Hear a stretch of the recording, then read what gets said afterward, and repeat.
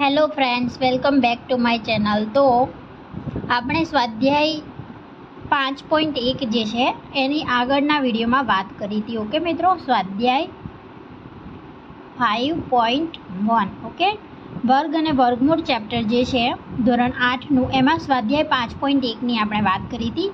એમાં 1 થી 5 નંબરના જે દાખલા હતા એ આપણે સોલ્વ કર્યા હતા. આજે જે છે આપણે સોલ્વ કરવાના છે 6ઠ્ઠા નંબરનો. ઓકે, સોરી, આઈ થિંક 6ઠ્ઠા નંબરનું પણ થઈ ગયું હતું. ઓકે, આજે જે છે આપણે 7મા નંબરનું લઈ રહ્યા છે. ઓકે, તો 7મા નંબરનું છે સરવાળાની ક્રિયા વિના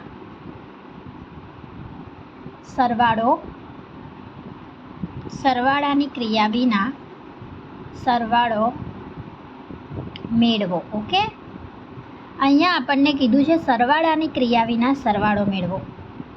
ઓકે, તો જ્યારે પણ આવા દાખલા હોય છે ત્યારે શું કરવું? પહેલો આપણે દાખલો જોઈએ. એમાં એક આપેલું છે 1 + 3 + 5 + 7 + 9.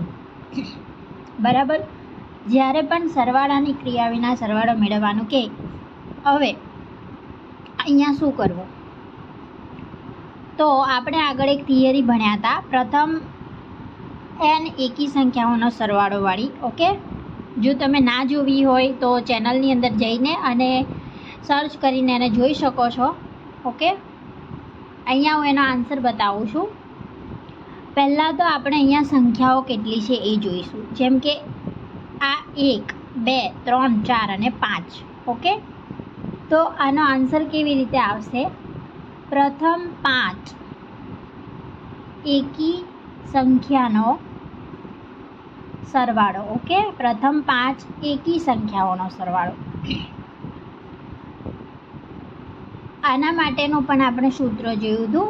શું મળે છે? પ્રથમ n એકી સંખ્યાઓનો સરવાળો n² મળે છે. ઓકે, તો અહીંયા n શું છે? 5 છે, તો 5નો વર્ગ મળશે.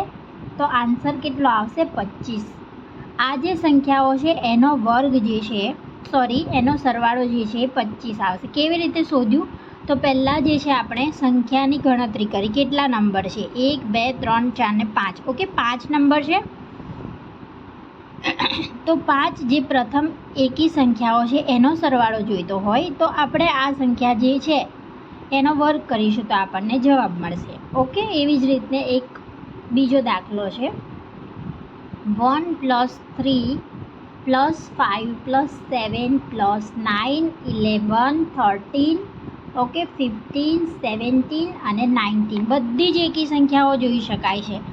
અને આ જે સૂત્ર છે એકી સંખ્યાઓ ઉપર જ કામ કરે છે. ઓકે, પ્રથમ n એકી સંખ્યાઓનો સરવાળો શું થશે? n². અહીંયા હું એક લખી દઉં છું, નોટ લખી દઉં છું. પ્રથમ n એકી સંખ્યાઓનો સરવાળો શું થશે? n² થશે. ઓકે, આ જ સૂત્ર ઉપરથી જવાનું છે. અહીંયા 5 હતા, નંબર 1, 2, 3, 4, 5, તો 5નો વર્ગ કરી દીધો. અહીંયા પણ ગણી લેશું 1, 2, 3, 4, 5, 6, 7, 8, 9 ને 10. ઓકે, અહીં પ્રથમ 10 એકી સંખ્યાનો સરવાળો આપણને પૂછ્યું છે. ઓકે, તો શું થશે? 10નો વર્ગ બરાબર 100. ઓકે, તો આ છે આપણો આન્સર 100. એવી જ રીતે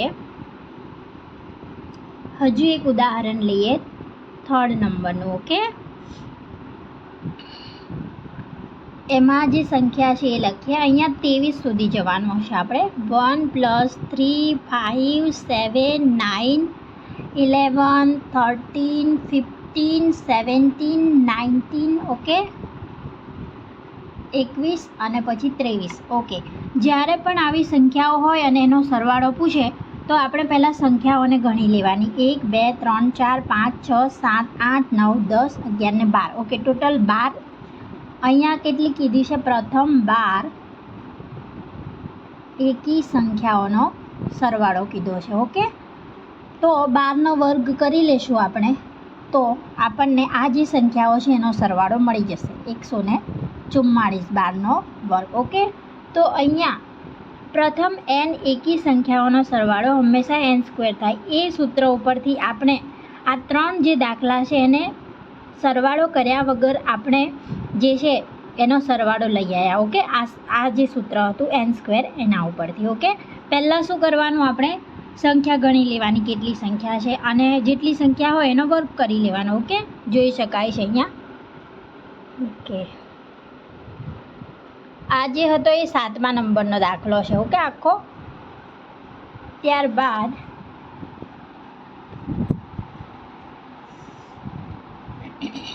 8મા નંબર ઉપર આગળ વધીએ. 8મા નંબરનો છે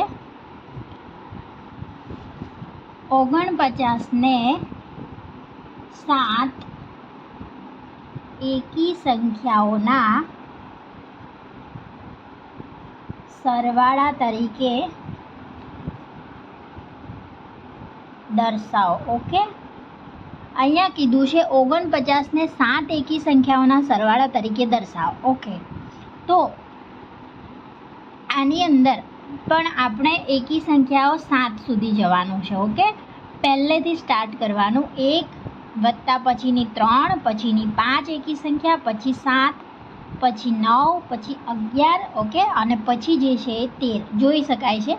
1 2 3 4 5 6 અને 7 નંબર જે છે ત્યાં સુધી આપણે જવાનું. એટલે ઓટોમેટિક જે છે 49 ને એકી સંખ્યાઓના સરવાળા તરીકે આપણે દર્શાવી લઈશું. ઓકે, અહીંયા જેટલા પણ પૂછ્યા છે 7, ઓકે, ત્યાં સુધી આપણે જવાનું છે.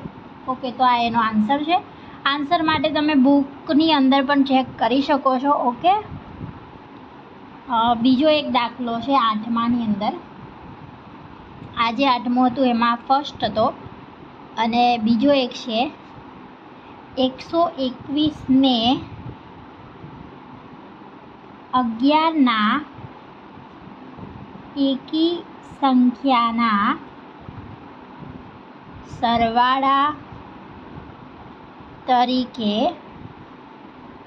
દર્શાવો. ઓકે, આ જ મેથડથી જઈશું ફરીથી આપણે એકી સંખ્યાઓ જે છે એ જ લખવાની છે, પણ 11 સુધી લખવાની છે. ઓકે, જેવી રીતે અહીંયા 1 2 3 4 5 6 અને 7 નંબર સુધી ગયા. હજુ આપણે બીજા 4 નંબર વધારે લઈશું. ઓકે, સો 1 3 5 7 9 બરાબર, 11 13 15 અને 17 19 અને 21 જોઈ શકાય છે અહીંયા. ઓકે, અહીંયા પૂછ્યું છે 49 ને 7 એકી સંખ્યાઓના સરવાળા તરીકે દર્શાવો. તો આપણે એકી સંખ્યાઓ જે ક્રમિકમાં આવે છે એ 7 લખી, ક્રમમાં જ લખવાની છે. 1 પછી 3 પછી 5 7 9 11 અને 13 બધી જ એકી સંખ્યાઓ છે અને 7 સુધી લખી. બરાબર, ફરીથી અહીંયા આપણને પૂછ્યું 121 ને 11ના એકી સંખ્યાના સરવાળા તરીકે દર્શાવો.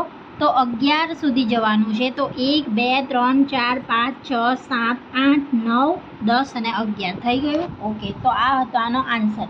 હવે એક લાસ્ટ બાકી છે દાખલો 9. ઓકે, નીચે આપેલી સંખ્યાઓના વર્ગો વચ્ચે કેટલી સંખ્યાઓ આવશે? કેટલી સંખ્યાઓ આવશે?